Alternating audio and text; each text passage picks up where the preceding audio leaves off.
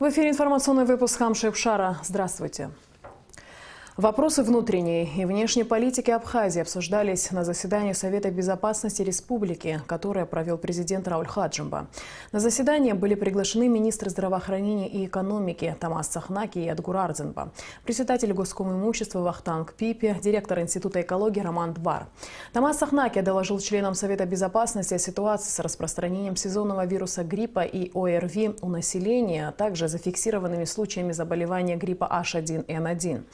Министр подчеркнул, что временные ограничительные меры по введению карантинного режима на границе по реке Ингур не могут полностью предотвратить распространение вируса, но, тем не менее, это приносит существенный результат. Глава государства назвал вынужденной данную меру, так как это вопрос безопасности населения. Совет безопасности заслушал министра экономики Адгура Ардзенба и директора Института экологии Романа Дбар по вопросам, связанным с геолого-разведочными работами углеводородного сырья и экологической безопасности. Министр экономики отметил, что согласно условиям ранее достигнутых соглашений предполагается проведение геолого-разведочных работ, которые требуют длительного времени. О начале добычи сырья говорить преждевременно. Директор Института экологии Роман Дбар сообщил о том, что экспертиза состояния законсервированных в советское время скважин, которая проводится в рамках реализации соглашений, необходима в целях экологической безопасности. О мерах, предпринимаемых правительством в соответствии с поручением президента по вопросу возобновления воздушного сообщения, проинформировал председатель Государственного комитета Республики Абхазия по управлению госимуществом и приватизации Вахтанг Пипи. Президент поручил еженедельно докладывать о результатах деятельности рабочей группы под председательством премьер-министра. Как отметил Рауль Хаджимба, успешная реализация этого проекта будет иметь важное значение в развитии нашего государства. Совет безопасности завершил свою работу вопросами внешней политики, заслушав отчет министра иностранных дел Даура Кови о работе, проводимой ведомством в странах Латинской Америки и Ближнего Востока. Рауль Хаджимба провел также совещание с Ассоциацией инвалидов Отечественной войны народа Абхазии 1992-1993 годов.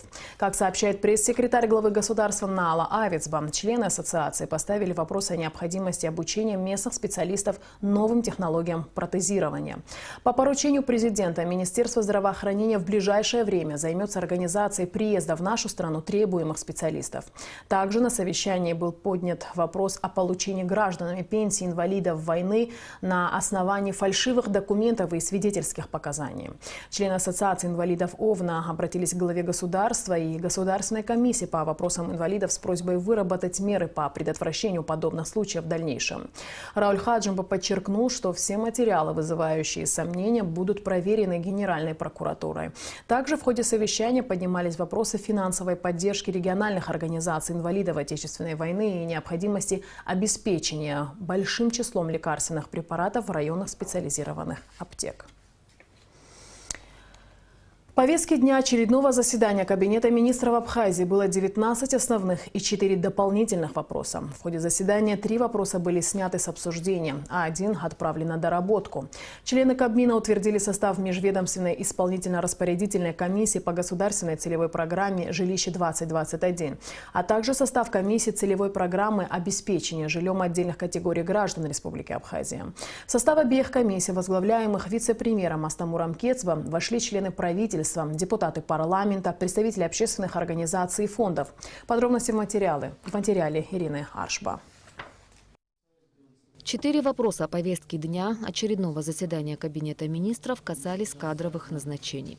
Постановлением правительства заместителями министра внутренних дел назначены Тенгиз Нормания и Игорь Дженья, который также возглавил специальный отряд быстрого реагирования. Наала Лакоба назначена на должность заместителя министра труда, занятости и соцобеспечения, а Ирма Чантурия – заместителем председателя Фонда социального страхования и охраны труда. Постановлением Кабинета министров внесены изменения в таможенный тариф Республики Абхазия, повышены ввозные пошлины на хлебобулочную продукцию. Устанавливаем ставку в размере 10% от стоимости, то есть это валорная ставка. Необходимость в такого рода изменениях возникла с тем, что в Абхазии достаточно высокий уровень и количество компаний, которые производят достаточно конкурентные виды продукции. И для того, чтобы поддержать отечественного производителя, вот такая мера вводится. С 1 февраля будут увеличены и сборы за получение ресурса нумерации. Это касается мобильных операторов, осуществляющих свою деятельность на территории Абхазии. Сберегательный банк Абхазии продолжает компенсационные выплаты по вкладам до 1990 года. Как известно, эти выплаты производятся поэтапно с 2011 года, и за весь период компенсацию получили более 12 тысяч человек. Выплачено 160 миллионов рублей. Сейчас уже могут подавать заявление на получение вкладов практически все. Мы с 2011 года объявляли категории, начиная с категории до 30-го года рождения, участники Великой Отечественной войны, инвалиды войны и так далее.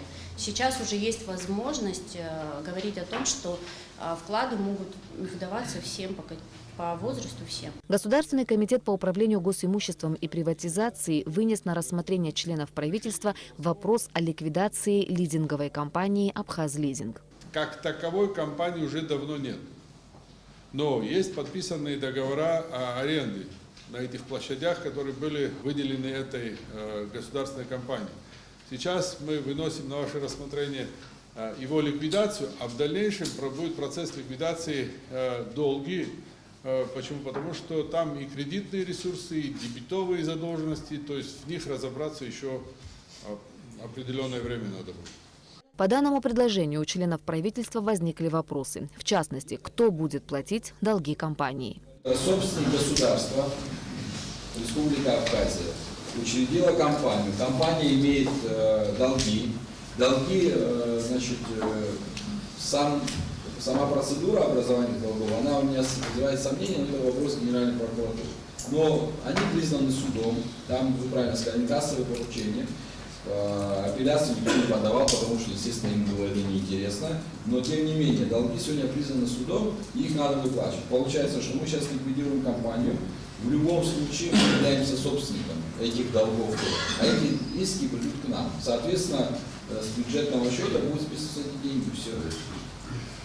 Более того, насколько я помню, под залогом вот этих долгов, залогом, обеспечением абсолютно незаконно было вот это оборудование, так называемое здание сооружений. Сейчас как судьба этих зданий сооружений? То есть мы их передаем банку, как это все будет происходить? В итоге, после обсуждения, этот вопрос был отложен. Члены правительства внесли изменения в трехлетнюю целевую программу инвентаризации недвижимых объектов историко-культурного наследия Абхазии, принятую в 2015 году. Программа продлена до конца 2019 года. В результате ее реализации появится современный информационный ресурс с полным перечнем всех объектов историко-культурного наследия страны. Кроме того, решением членов правительства часть имущественного комплекса санатория Гагрыбш и здание прачечной в городе Сухум по улице Акиртава включены в перечень объектов, подлежащих приватизации. Ирина Аршба, Алексей Агухава, Абхазское телевидение. Сотрудниками СГБ Абхазии и пограничным управлением ФСБ России в Абхазии в ходе проведения совместных мероприятий по обеспечению охраны государственной границы в Гальском районе за незаконное пересечение государственной границы из Грузии в Абхазию задержаны граждане Грузии Мамука Кукава, 1979 года рождения, и Гоча Гулордава, 1986 года рождения. Следственным отделом Службы государственной безопасности в отношении Кукава и Гулордава возбуждено уголовное дело по статье «Незаконное пересечение государственной границы Республики Абхазия». Судом города Сухум избрана мера пресечения в виде заключения под стражу сроком на 2 месяца. Задержанные водворены в следственный изолятор СГБ. В эти дни в Гудаутском районе ведутся масштабные работы по прокладке новых водопроводных и канализационных труб. Следует отметить, что и в самом городе водопроводы и канализационная система давно исчерпали свои ресурсы, и жители Гудаута испытывали большие проблемы с водоснабжением. И что самое важное, из-за нарушения работы канализационной системы кое-где нечистоты выходили наружу, распространяя зловоние. Как заверил директор МУП «Гудаутский водоканал» Роман Тванба, все эти проблемы будут решены в текущем году. Въездом в город, как вы видите, идет прокладка 2 напорных канализационных линий, которые направлены в сторону очистных сооружений в известном месте около Житарского поворота. Все это будет выводиться из города. 2 насосные станции строятся. Оборудование уже завезено. По водопроводу, по водоснабжению идут работы, как шли, так и идут без перебоев. В 4 местах сейчас работают строители водопровода. Работы идут согласно графика, нет проблем никаких. По плану до конца текущего 2019 года должны закончиться все работы, все будет завершено. И дела идут таким образом, что уже видно, что никаких отставаний не будет, все вовремя будет завершено. На днях делегация Торгово-промышленной палаты Абхазии во главе с ее президентом Тамила Мирсхулава вернулась с очередной рабочей поездки в Братиславу, где уже во 2-й раз принимала участие в международной туристической выставке. В этом году абхазский павильон был значительно больше – около 18 квадратных метров, и пользовался большой популярностью у посетителей выставки. Об участии в выставке рассказала на пресс-конференции в Сухуми президент ТПП Тамила Мирсхулава. Передаваем привет из Словакии. Очень вкусное блюдо у вас и очень вкусные напитки. Мы желаем вам удачи и много туристов за Словакию, чтобы приезжал к вам. На здоровье! Красочный абхазский павильон сразу же вызвал огромный интерес участников и посетителей выставки. Многие из них делились приятными воспоминаниями о посещении Абхазии в советский период.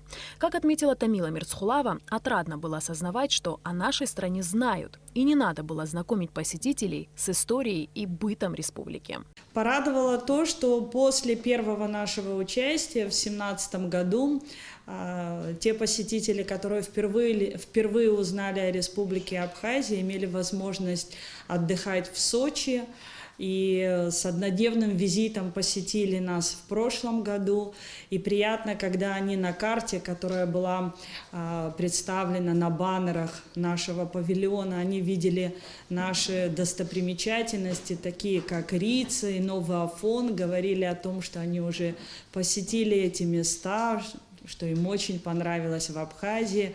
И, конечно же, всегда посетителей привлекает та дегустация, которую мы проводим и угощаем всех посетителей нашей продукции. И в этот раз нас порадовало то, что нас уже рассматривали как полноценное государство. Представители многих турфирм Словакии выразили готовность сотрудничать с нашими турфирмами в создании новых и интересных маршрутов. За 2 года они изучили нашу республику по видео, по фотографиям и провели некий такой опрос, который им показал, что Абхазия очень привлекает европейцев, так как для них это новое открытие, новая страна, как они говорят, экзотическая страна, а европейцы любят посещать что-то новое, видеть